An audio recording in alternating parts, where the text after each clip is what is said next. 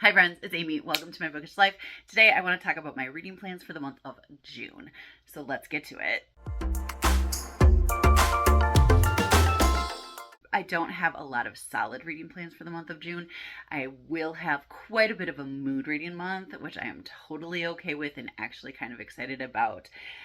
But I want to talk about the books that I really am looking forward to. I have 3 book clubs that I prioritize each month. 2 of them are in real life book clubs, and 1 is my online silent book club.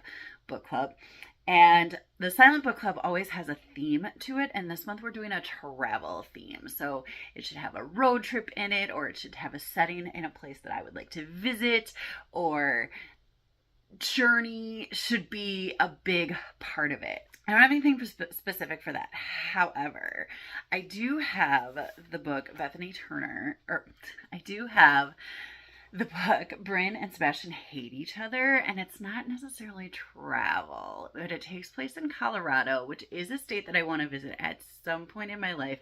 And part of the plot is that Sebastian is assigned to cart Bryn around everywhere, and they hate each other. It's an enemies to lovers.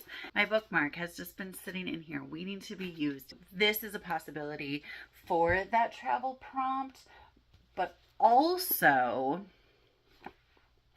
this book, Next to You by Hannah Bonham Young. This is the book that I won in a Goodreads giveaway, my very first Goodreads giveaway win, and not my last.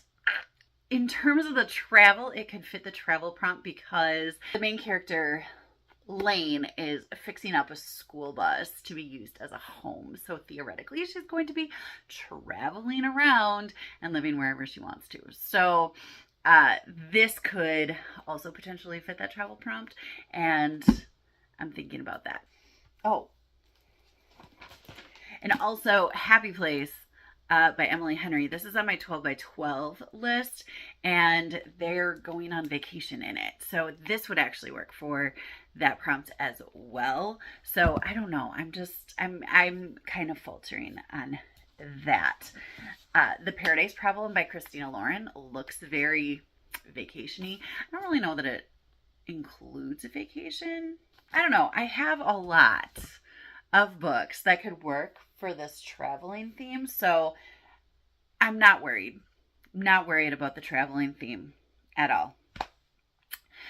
For my library book club After Dark, we are doing a theme as opposed to a group book, and our theme is middle grade, jump back in time.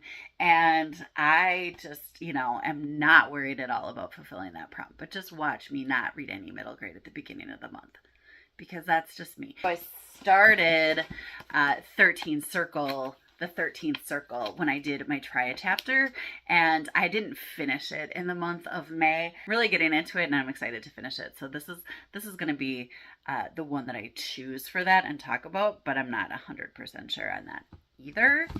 Then for my Cupcakes and Chapters, that's the only one that I have a specific book for, and we are reading 14 Days, which is edited by Margaret Atwood and Douglas Preston. And I found it at my library, but it's the large print version. It's so large. What this is, it takes place in March of 2020. And the pandemic has obviously hit, and a group of residents in an apartment building meet up at the roof on the rooftop to get fresh air, and stuff happens, and they talk about life and all that stuff. And it's actually got a ton of authors, like all of these authors have contributed to it.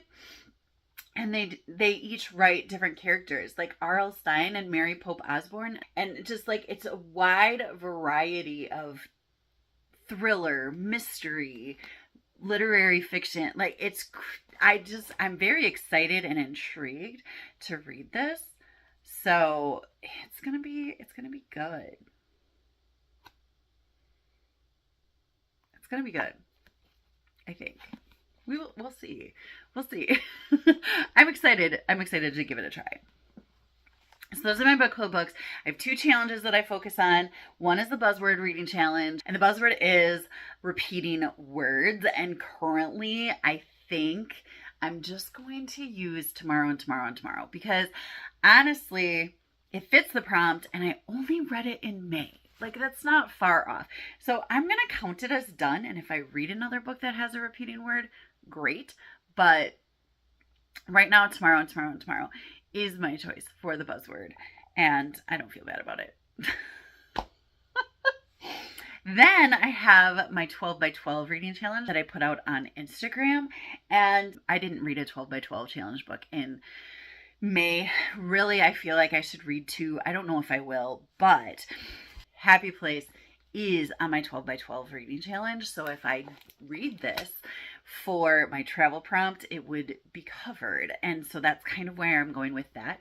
Also, my friend Destiny recently read this and she absolutely loved it. I also have Yours Truly by Abby Jimenez, or The Memory of Animals. I haven't read that one yet. So I have a lot of choices. Obviously, I have 8 choices because I had 12 books picked out. So we will see which one I get to on that one. I'll put the graphic of my 12 by 12 up right here. You can kind of see what my choices are.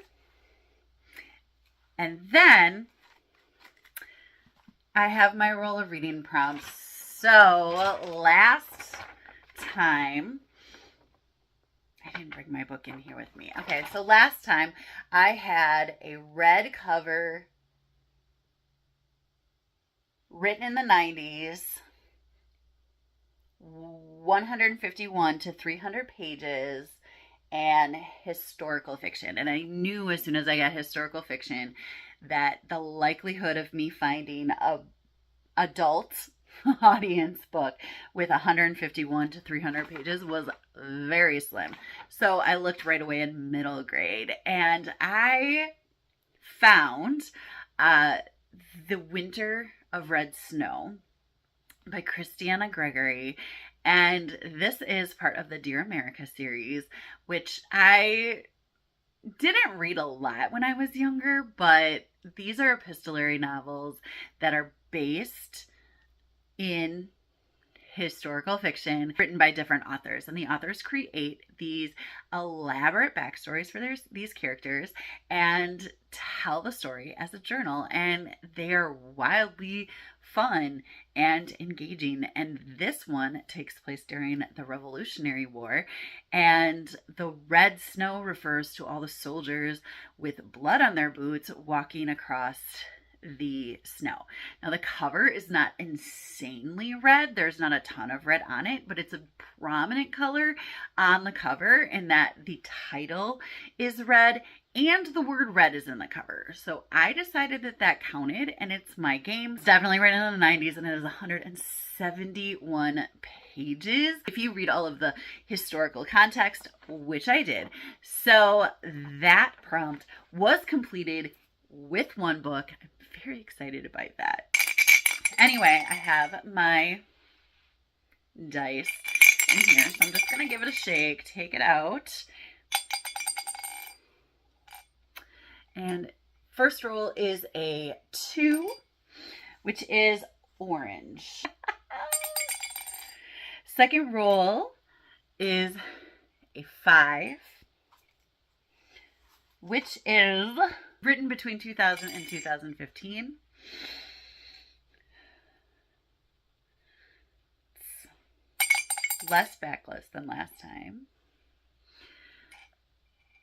3 is middle grade. That's exciting.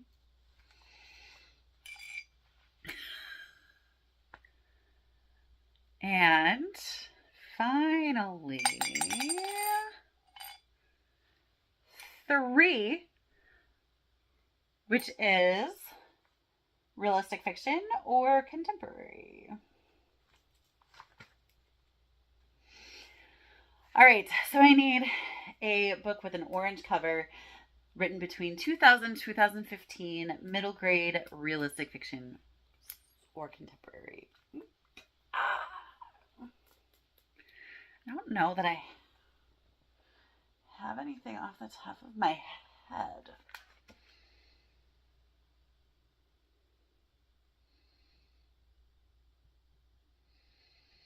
Oh my gosh. So I've been wanting to read this book. It's Rules by Cynthia Lord. I want to say that I've read it before, but I don't remember it. And I keep on telling my students to read it. And I'm like, you shouldn't really tell your students to read it if you can't even remember what it's about. So I've been wanting to reread it. I have a orange goldfish. The orange is very prominent on this book. It's written in 2006. It is middle grade and it's realistic fiction. I might do my reread of this because I have been meaning to, and it fits all the prompts. Because, I can be meaning to do things for like 3 years before it actually happens. So the fact that I just recently thought about wanting to do this, very cool. So yeah, this might be it. I'm not saying that it is, but it might be it because it could totally work. So putting this tentatively on the docket. So that is it. Those are the books that I am planning on reading. Do I hold up all these books? I mean, here are some of the books that I thought about reading. I mean, we'll see, right? We'll see what I get to. I don't know. These two are the ones that I am the most like, yes, that's happening. But I've talked about all of these. And I'm really kind of excited about all of them. So we'll see. We'll see. I'd love to know what you're reading in June. Let me know down in the comments. I love chatting with you down there. Commenting, liking, and subscribing really help my channel grow, and I so appreciate you for doing that. I hope you're finding something wonderful to read, and until next time, happy reading. Bye.